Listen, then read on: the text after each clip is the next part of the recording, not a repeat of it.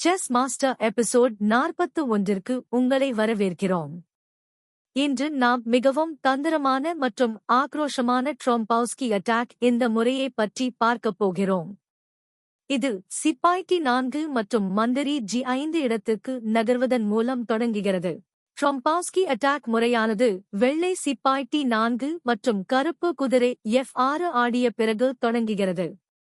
வெள்ளை காய்கள் உடனே மந்திரி G5 விளையாடி கருப்பு குதிரையை பிடிக்க அச்சுறுத்துகிறது.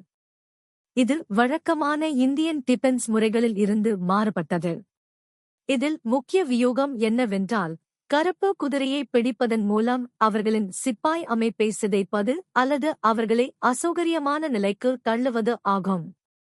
இது ஒரு தெளிவான திட்டத்துடன் கூடிய சிக்கலான மத்திம ஆட்டத்திற்கு வழிவகுக்கும். கருப்பு காய்கள் குதிரை E4 விளையாடி மந்திரியை தாக்கலாம் அல்லது T5, E6 அல்லது C5 என பல முறைகளில் பதில் அளிக்கலாம்.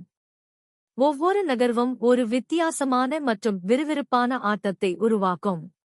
ட்ரொம்பவுஸ்கி அட்டாக் நீண்ட தத்துவங்களை தவிர்த்து ஆரம்பத்திலிருந்தே வெற்றிக்காக போராட விரும்பும் வீரர்களுக்கு ஒரு சிறந்த ஆயுதமாகும். இதன் நுணுக்கங்களை கற்றுக்கொண்டு உங்கள் எதிராளிகளை ஆச்சரியப்படுத்துங்கள். அடுத்த எபிசோடில் சந்திப்போம்.